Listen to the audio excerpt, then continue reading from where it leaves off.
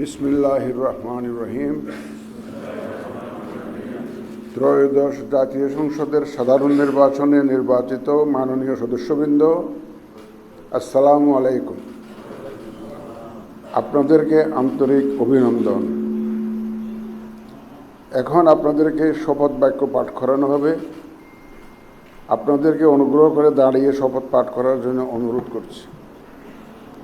উল্লেখ্য যে আমি শব্দটি উচ্চারণের পর মাননীয় সংসদ সদস্যগণ ডট চিহ্নিত স্থানে নিজের নাম পাঠ করবেন। আমি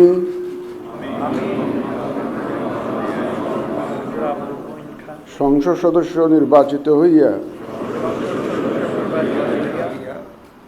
সশ্রদ্ধ চিত্তে শপথ বা দৃঢ়ভাবে ঘোষণা করিতেছি যে আমি যে কর্তব্যভার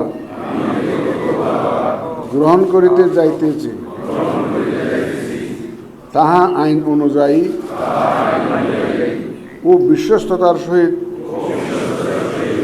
পালন করিব। আমি বাংলাদেশের প্রতি অকৃত্রিম বিশ্বাস ও আনুগত্য পোষণ করিব এবং সংসদ সদস্যরূপে আমার কর্তব্য পালনকে